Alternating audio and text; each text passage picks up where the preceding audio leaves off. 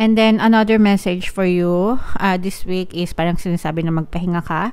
Again, guys, especially dun sa mga kapiksi natin na may mga nararamdaman sa kanilang kalusugan, no, physical, you may need to take some rest, take good care of yourself, magpahinga, especially tulog, guys, matulog para makabawi kayo, mga kapiksi, kasi yung iba parang feeling ko exhausted kayo, parang drain yung energy, so kailangan nyo mag-recharge.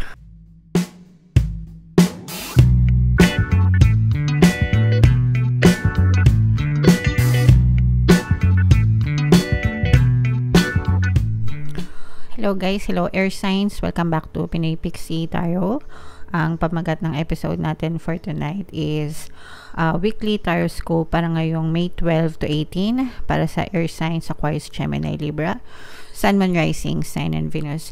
General reading lang guys, pwede mag-resonate, pwedeng hindi, combination ng positive and negative energy. Unahin natin tong deck na to guys, tingnan natin yung message for this week para sa inyo. So, wow, ang ganda nito guys, overcoming difficulties. The worst is now behind you and you are surmounting any previous challenges. So, good news ito mga kapiksi, kasi ibig sabihin overcoming challenges, nalalampasan nyo na, natatapos na yung mga problema, yung mga bigat ng dinadala nyo, mga pagsubok, challenges, problema, ganyan.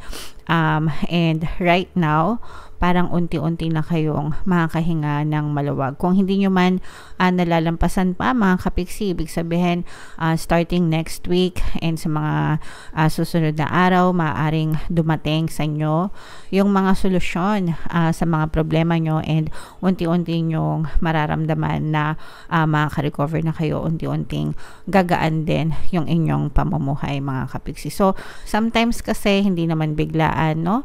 Hindi naman biglaan na natatapos yung mga problema. Sometimes parang may mga buntot pa yan di ba?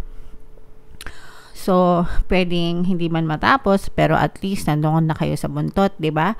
Ang ibig sabihin is kahit papano makakalampas din kayo dyan mga kapiksi. Alright? Okay, so comment down below guys if feeling nyo naka-resonate kayo dyan. I-mind nyo yan guys sa comment section. Mind katapusan ng problema, mind overcoming difficulties, ganyan. Mind solution sa mga problema yan. Okay?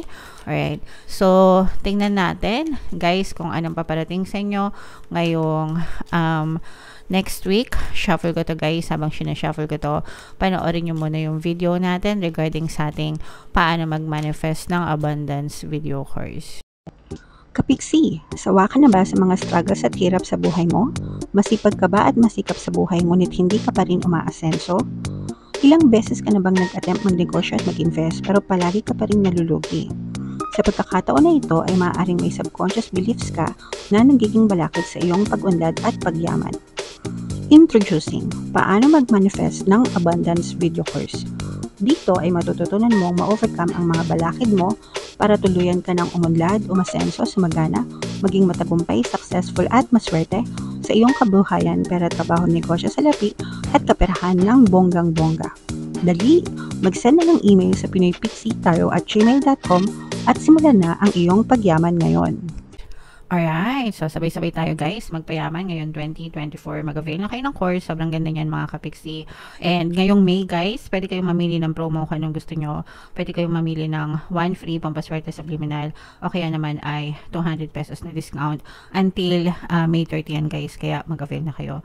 And meron din tayong email coaching, manifest your desires using the law of attraction. If meron kayong mga specific na gusto nyong i-manifest, pwedeng love and relationship, pwedeng money or career, pwede kayong magpabook ng email coaching session with me. Mag-send lang kayo guys ng email sa pinoypixietarot@gmail.com. So, air signs guys, Aquarius, Gemini, Libra, kayo ay represent ng Queen of Swords sa ating spread. Meron tayong 7 cards guys, nag-represent ng bawat isang araw sa isang buong linggo. Pero guys, anytime na mapanood nyo itong video, pwede siyang mag-resonate sa inyo. Pwede rin hindi guys, no? So, for some of you guys, malakas yung energy nyo ngayong week na ito. For some of you, parang may mga pinaplano kayo, may mga gagamit, parang gagana yung pagiging smart nyo. You are at your best energy, you are at your best self, kumbaga. Yung iba sa inyo parang mag-shine kayo, kikinang kayo, lalabas yung mga strengths nyo, mga kapiksi, ngayong linggo. And for some of you guys, parang you are also being advised to take care of yourself more. Especially guys, kung meron kayong mga nararamdaman na mga sakit-sakit sa katawan, no? Pay attention sa sleep, sa pagtulog guys, kasi yung iba sa inyo baka puyat-puyat kayo. Kung puyat kayo dahil sa trabaho, let's say for example graveyard kayo, ganyan, wala naman kayong choice kasi usually at sa mga BPO o kaya dun sa mga work from home na international clients, yung kinikater nila syempre mag-ibang time zone, so normal lang na magpuyat. Pero kapag tapos na yung shift nyo guys, make sure na binabawi nyo yung mga tulog nyo, o kaya during day off nyo, rest day nyo, matulog para hindi kayo nade-deprive sa sleep, mga kapiksi. Okay? Relasyon sa loob ng tahanan, relasyon sa relationship nyo with other people guys, sobrang positive. Nakikita natin na harmonious yung mga relationship nyo sa ibang tao, kaya i-mind nyo yan. For some of you guys, parang feeling ko magkakaroon kayo ng gathering, celebration, guys. Pwedeng sa ano din ito, sa dahil yung iba ay Gemini, so pwedeng pre-birthday celebration, o kaya naman yung iba is Mother's Day celebration, mga kapiksi, no? So nakikita natin na parang ganon, yung iba sa inyo pwedeng mag-celebrate ganyan. For some of you guys, nakikita natin na parang yung leadership skills nyo din, no? Lalo na kung sa trabaho, you're being inspired, you're being an inspiration, you are inspired, and you bring inspiration din sa ibang tao, mga kapiksi. Parang yung iba din, hindi ko alam kung meron pang mga event, graduation, parang nagiging guest speaker, ganyan, or kung ano man. Pero yung iba sa inyo parang nagkakaroon kayo ng honor na maging guest speaker or magsalita sa ibang tao, pwedeng sa mga event, ganyan. So yun nga guys, parang nakikita natin na medyo magsha-shine talaga kayo this week, mga kapiksi. Another good is yung sa relationship guys, hindi lang sa partner or specific person, or hindi lang sa other people, but sa relationship nyo with your specific person, nagiging maganda din yung energy. If you are manifesting for a contact, let's say for example, no contact kayo ng person nyo, hindi kayo nag-uusap, matagal na kayong ginost, ganyan, maaring magparamdam sa iyo itong iyong partner.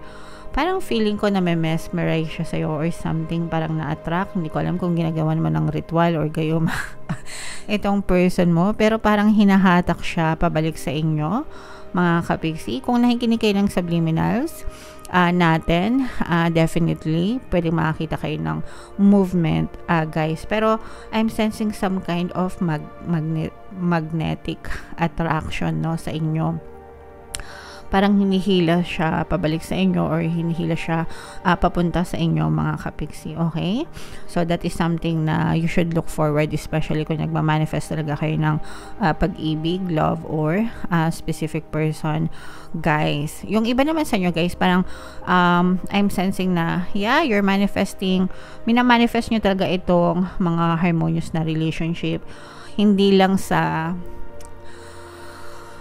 hindi lang sa ibang tao, hindi lang sa, actually lahat, no, pangkalahatang manifestation ng harmonious relationship. Parang nahahalina sa'yo yung ibang tao, na mamagnet sila sa kagandahan mo, kagwapuhan mo, nagiging very attractive ka, kaaya-aya ka. People, they want, parang nagiging affectionate sa'yo yung mga tao. Mararamdaman mo everywhere you go. Comment down below, mga kapiksi. Parang tinitreat ka as VIP. Let's say for example, nasa mall ka, nagsha-shopping ka, mararamdaman mo yung VIP treatment sa'yo habang nag-shopping ka, o kaya kumakain ka sa restaurant, ganyan. Parang name-mesmerize yung mga tao sa paligid nyo. Kung gusto nyo yun, guys, pwede nyo pakinggan yung panghalina subliminal natin. Royal treatment, no? Maakit or, maiinggan niya yung mga tao sa'yo, natratuhin ka na maganda. Pero pang babae lang yon, guys, yung panghalina subliminal natin, kasi 90% ng ating listeners ay babae. So yung mga affirmations doon specific for female lang, guys. And then another message for you this week is parang sinasabi na magpahinga ka. Again, guys, especially dun sa mga kapiksi natin na may mga nararamdaman sa kanilang kalusugan, no, physical, you may need to take some rest, take good care of yourself, magpahinga, especially tulog, guys, matulog para makabawi kayo, mga kapiksi, kasi yung iba parang feeling ko exhausted kayo, parang drain yung energy, so kailangan nyo mag-recharge, air signs. Alright? Okay, so comment down below, guys. Ito, i-mind nyo na ito. Mind, harmonious relationship, magandang relasyon. Kasi parang nararamdaman natin na kayo yung sentro ng attention this week. At saka itong overcoming difficulties, guys, i-mind nyo na rin yan sa comment section. Okay? Comment down below if naka-resonate kayo, guys. Ito yung ating mga pampaswerte subliminals. Pakinggan nyo para makatulong sa inyo. And ito naman yung ating success stories ng paano mag-manifest ng abundance video course. Click here to subscribe, guys, and click here to join our membership program. Thank you for liking, sharing, and subscribing, and see you again next time. I love you all, guys. Have a nice day. Bye-bye.